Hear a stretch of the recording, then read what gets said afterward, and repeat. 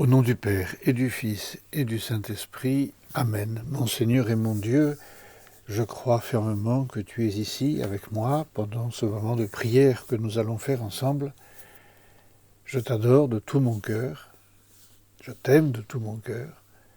Je te demande le pardon de mes péchés et la grâce de faire avec profit ce moment de prière. Ma Mère Immaculée, Saint Joseph, mon Père et Seigneur, mon ange gardien, intercédez pour moi. L'évangile que nous méditons aujourd'hui reprend une fois de plus, j'ai envie de dire, ces reproches que Jésus a adressés. L'évangile nous en rapporte un certain nombre, peut-être y en a-t-il eu d'autres plus souvent, aux pharisiens, aux scribes, aux docteurs de la loi. Ces hommes, pharisiens, scribes, docteurs de la loi, étaient des juifs qui se voulaient pieux. Et donc Jésus aurait dû les regarder avec bienveillance. Et probablement les regardait-il avec bienveillance, mais il voyait aussi l'intérieur de leur cœur. Et donc il voulait corriger l'intérieur du cœur qui n'était pas tout à fait le bon. Et c'est comme cela que nous devons lire ces reproches. Jésus s'en prend à des gens qui se veulent spécialistes, qui se veulent des théoriciens de la loi et qui, en fait, nous dit Jésus, ne l'ont pas compris. Le Seigneur s'intéresse effectivement beaucoup plus à l'intérieur, au cœur, qu'aux apparences. Et c'est ce que nous allons essayer de retenir pour nous. Seigneur, tu t'adresses aussi à moi à travers ces reproches. Parce que il se pourrait que moi aussi, j'ai un petit peu la tendance, la tentation de lire l'Évangile. Quand je dis l'Évangile, c'est de lire la parole de Dieu, de lire les enseignements de l'Église, de lire les préceptes, des commandements, de ceci, de cela, de les lire un peu pour les autres, c'est-à-dire de toujours avoir trop facilement l'image de quelqu'un qui, d'après moi, ne vit pas bien l'Évangile, ne vit pas bien la morale chrétienne. Et alors je regarde les autres, je mets une étiquette et j'oublie de la mettre sur moi. J'oublie de me demander si par hasard je ne serais pas un peu pareil. Bon, voilà, c'est un petit peu le cadre général de ce que nous pouvons essayer de faire pendant ce moment de prière. Seigneur, je vais écouter tes paroles en essayant de me les appliquer à moi-même.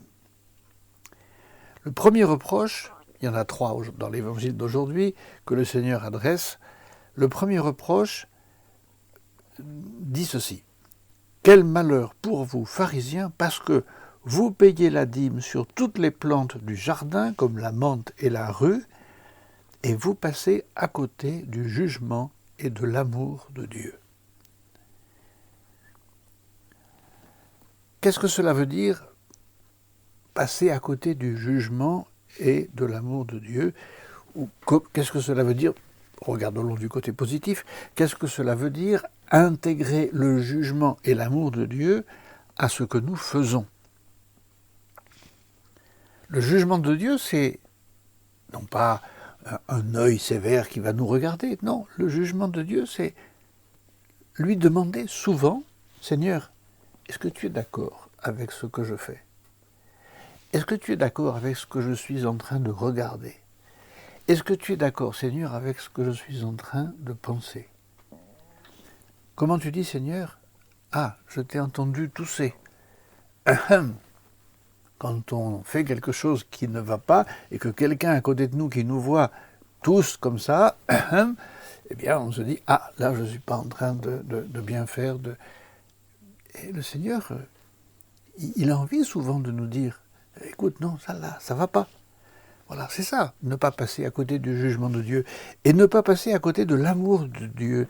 C'est-à-dire, Seigneur, quand je fais quelque chose, est-ce que je le fais avec amour? Tu ne me demandes pas de ne pas faire des choses. D'ailleurs, le Seigneur le dit.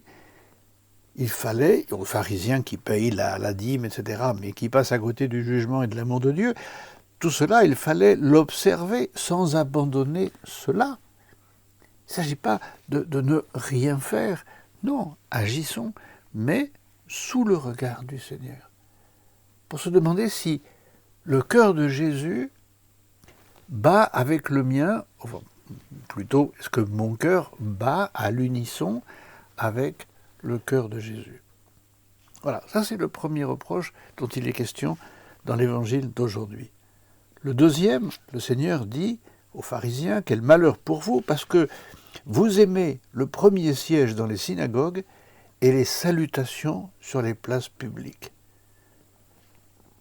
Alors on peut se dire, mais si je les mérite, d'accord, mais non, je mérite peut-être pas, Seigneur, au fond. Les honneurs, c'est très superficiel. Il suffit de se promener dans les rues, de voir les noms des rues qui sont attribués à des personnages dont on ne sait plus rien.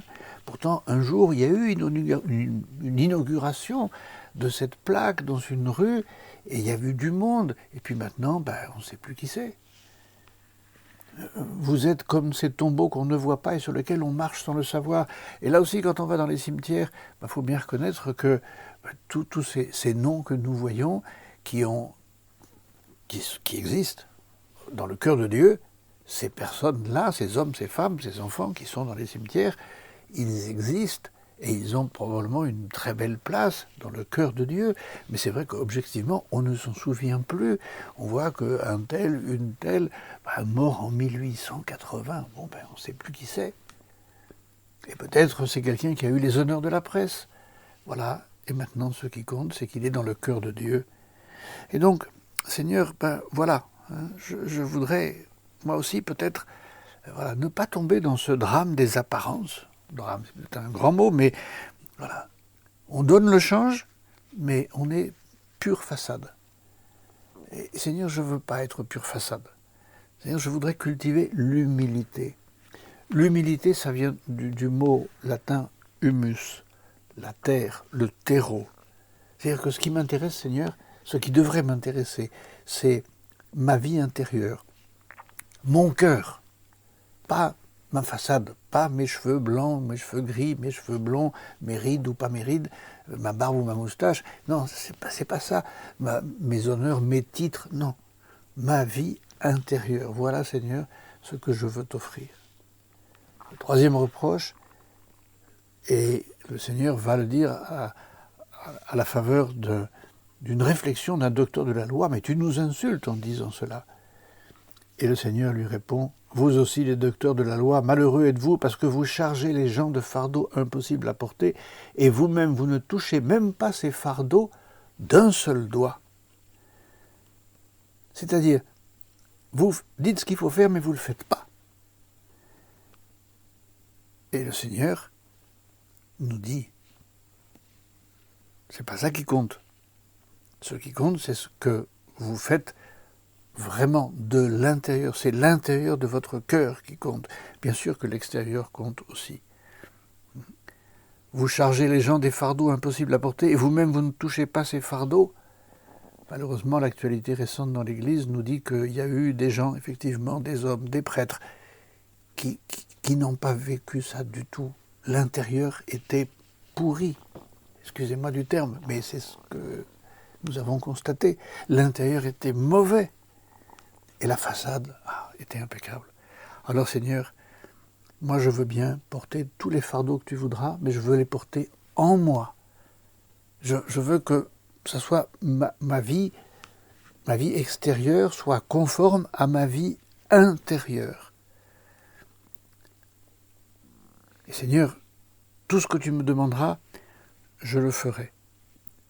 Et je le ferai, voilà, si c'est la façade, ça veut dire c'est très facile la façade. L'intérieur, c'est beaucoup plus compliqué. Réformer l'intérieur. Voilà, Seigneur, je veux réformer mon intérieur, mon cœur. Mais petit à petit, je ne peux pas tout faire peut-être tout de suite. Je ne sais pas si vous avez fait des marches en montagne. Quand on fait des marches en montagne, en tout cas c'est la première chose qu'on m'a appris la première fois où j'en ai fait une. On m'a dit, voilà, surtout ne pas marcher trop vite. Prends ton rythme, prends le rythme de ton cœur. Marche au rythme de ton cœur.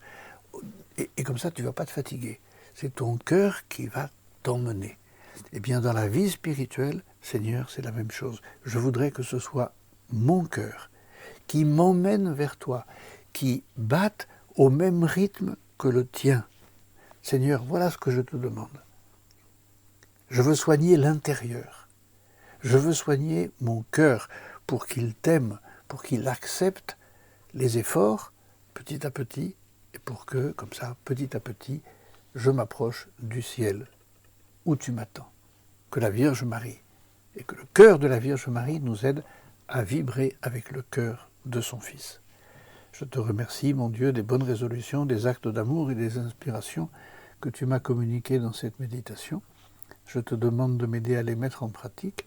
Ma Mère Immaculée, Saint Joseph, mon Père et Seigneur, mon ange gardien, intercédez pour moi.